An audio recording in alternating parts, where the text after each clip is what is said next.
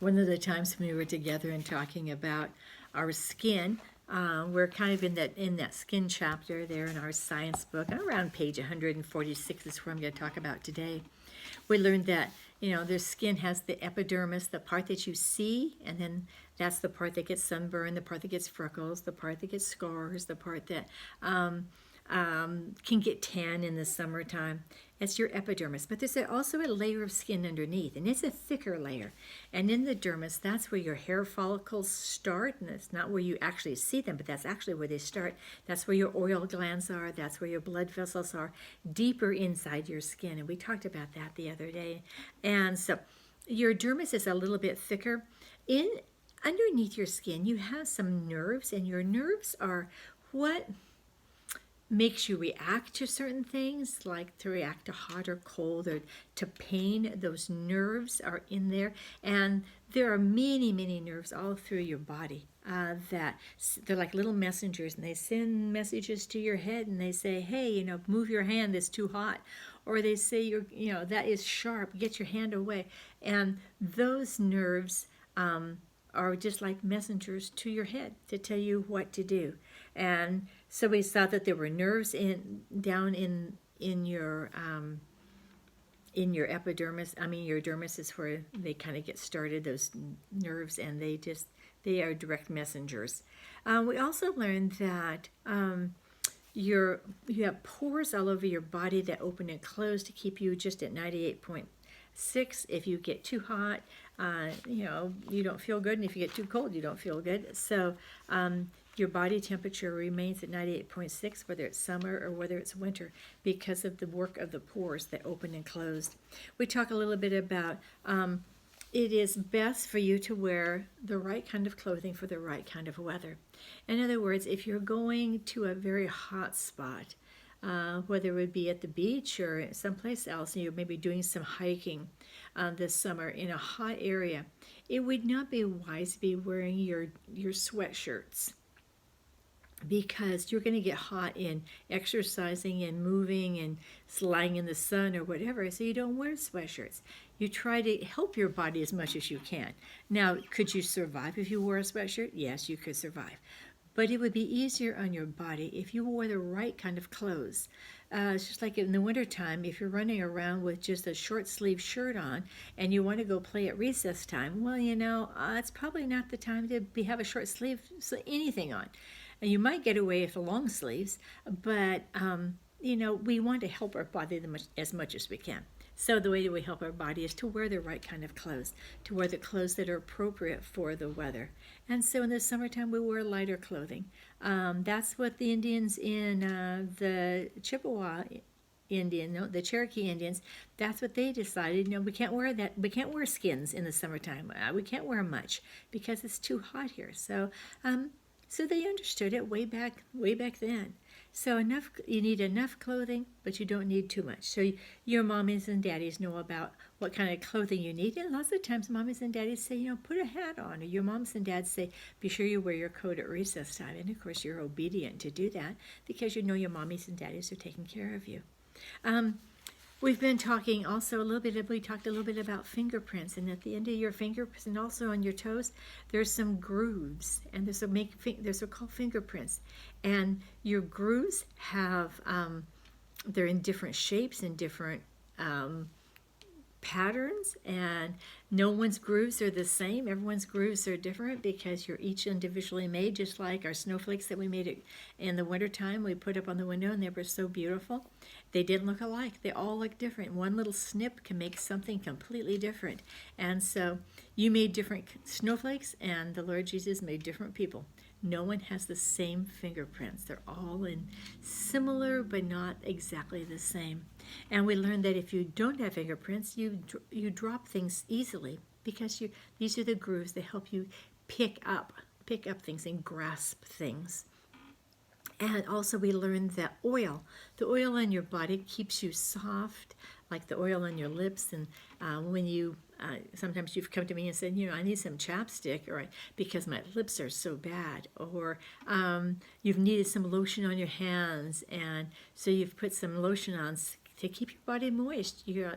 you understand, that your body likes it best when it's moist. And so the Lord Jesus created oil glands in the base of your hairs, and it keeps your body warm, and it keeps your body smooth, and it keeps your body working well.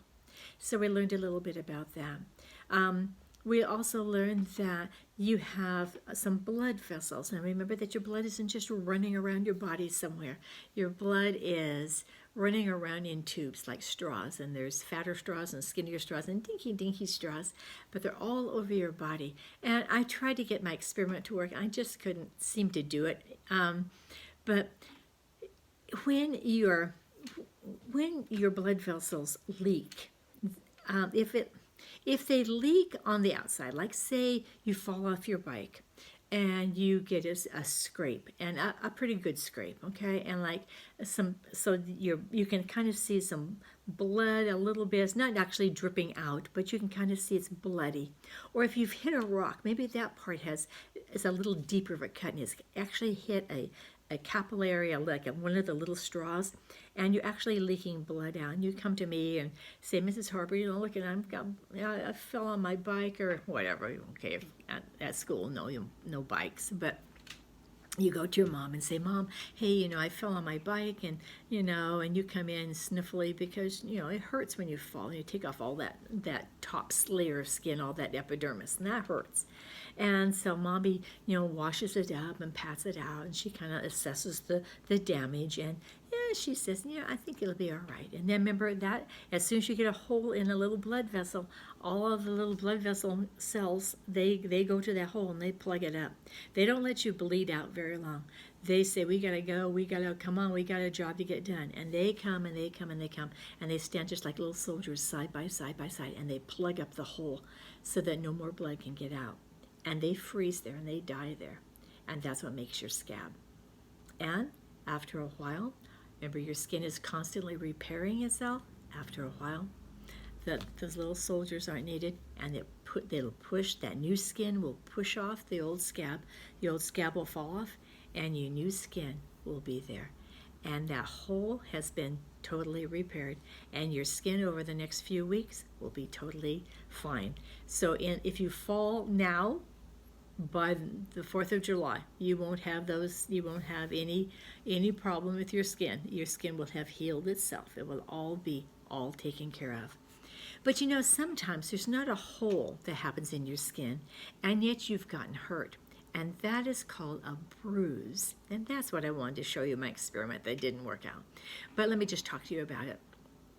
A bruise is like your blood vessels getting a hole in them, but not a hole where they bleed out of your body, but a hole where they bleed under your skin. That's what makes a bruise. So it would be like taking, and this is what I would try to do, it'd be like taking bubble wrap. You know what that is? It's the wrap that's got all the little bubbles, and they use it in packaging. And if all those bubbles were filled with blood, it'd be like you taking that packaging and going pow, and breaking all of those little blood, all those little bubbles, and your blood would leak out into a puddle. But it wouldn't really leak out of the holes. There is no hole. It's just that it's gotten smashed. And so the blood, it looks like, from the outside, it looks like a bruise. And but it's actually blood under your skin. It's where your blood vessels have leaked blood with a hole, but it's not leaked out of your body. It's just under your skin. And as soon as you get a bruise, those same little guys, those little cells in your body say, we can't have holes, and we've made a terrible mess in this body. And so they send out moppers, like little guys with mops, and they come in and they start to mop up the blood. And they will mop and mop them. And I mean, they're tenacious. They just go, and they mop every day, and they mop, and they constantly are cleaning up that blood, so that that bruise will go away. And pretty soon, you've seen kind of, if you've ever had a good bruise, you've seen that after a while that bruise is kind of yellowish. It's not purple anymore. It's because most of that blood has been slopped up by those little moppers, and so now it's kind of yellowish because there's just a little bit of blood left, a little bit partial partially blood, partially juices, but just that's left. And pretty soon, all the moppers are done, and that bruise is gone. Now, if you've gotten hit very hard, you've hurt more capillaries, you've hurt more of those little straws, and you've bled out more. If you've just bumped a chair, you might have a little bruise. But for you, as a young person, you can get if you get hit hard, you can get some pretty good sized bruises. Not an older person, their blood vessels are more delicate, and so lots of times they get bruises and they don't even know how they get them. A grandma or grandpa or great grandpa, they get bruises, and you'll say, "Oh, grandma, how'd you get that on your arm?" And she may not even know, because she bruises more easily. Whereas you usually know all your bruises. And if I see your leg and say, "Oh man, what happened there?" You know exactly, "Oh, that's where, I tripped over something, and that's how I got that bruise." And sometimes a bruise is so bad, it's not even purple. You've probably seen a purple bruise, but sometimes they're so bad that the bruise is like maroon, like dark, dark, dark red. And that is really that is like a serious bruise. It's where you've gotten really hurt. So those take lots of mopping to clean those little guys up. So that's what a bruise is. A bruise is really a bleeding under the skin, and that's why it looks purple. It's not really purple. If really you split your skin open and looked on the inside, it would really just be blue. Really just be red. It wouldn't be blue. But because your skin hasn't had oxygen to it, it looks more blue under your skin. So we learned a little bit about that. We also learned, that you wash your hair, because you do have this natural oil that gets on your hair, and so Mommy washes your hair. We learned that you take a bath, and when you take a bath, you don't just sit in the bathtub. When you take a shower, you don't just stand in the shower. You're there to scrub. You're there to scrub off all the old skin cells, and they go down the drain, and you never have to see them again. And your skin is repairing itself and building new skin day after day after day, and that is wonderful. We also learned that, maybe we didn't learn, but we're going to learn that we have fingernails on the tips of our fingers. The fingernails are there for protection, and our fingernails continually grow. And your parents probably do. I don't think you're old enough to cut your fingernails that much. Maybe you are. But your parents probably are trimming your fingernails all the time. And they let them grow for a bit. But then Mommy will say, "It's time to get your nails cut." And maybe after a bath one day or after a shower, she'll sit you down and she'll trim all your nails up. Your nails should be kept clean and trimmed, because under your nails, under this part of your nail, there can be lots of germs that can happen. And if you're not used to washing your hands a lot, your hands are used, as you know, with this COVID-19 thing. We've probably washed our hands more than we've washed them in our entire lives. But your nails, it's easy to trap germs and dirt and bacteria underneath your nails. And so Mommy always is cutting your nails.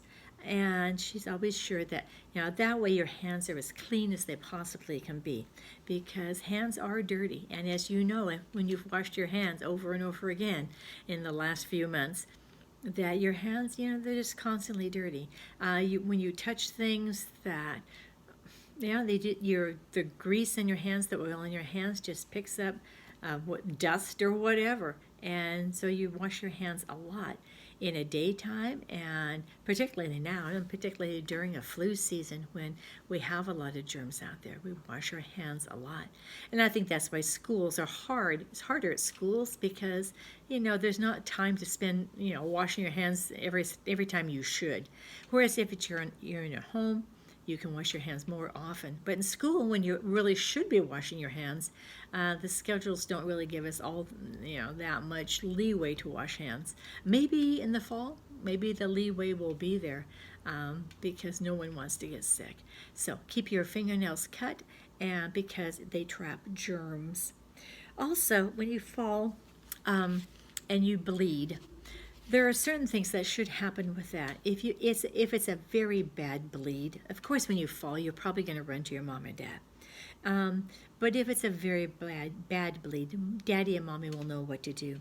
They will put pressure on that area probably and stop that bleeding by pushing so that you don't bleed out too much. And then they will assess. They will know whether, oh, you should have stitches or you shouldn't have stitches, or after a while it'll be okay. Because cuts are, you don't want holes in your body. And remember those little soldiers? They didn't want holes either. So they're there to plug you up as much as they can and give you a nice good scab. Your body, every time you have a hole in your body, there's a chance that bacteria can get in there and an infection could start and that kind of thing.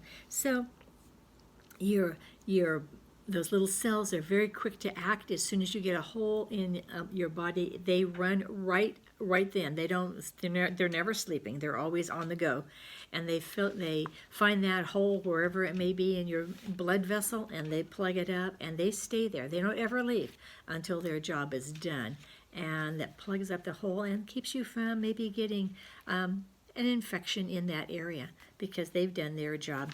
When you get a cut, it's actually best if you let it bleed a little bit, because it pushes any germs that might have gotten in there. It pushes them out. The blood pushes them out. So letting a blood vessel bleed just a little bit is a good thing, because it kind of washes that area clean. And then mommy and daddy will know to put, they will probably wash you with some soap and some water.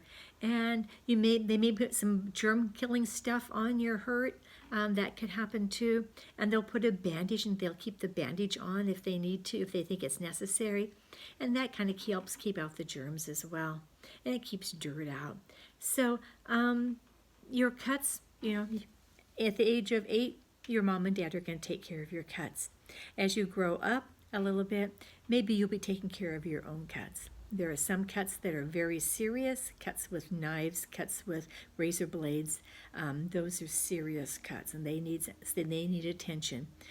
But there are some cuts that they're more normal cuts, and they probably only need a little soap, a little water, and probably maybe a drop of medicine on there and a good bandage, and you'd be good to go. All right.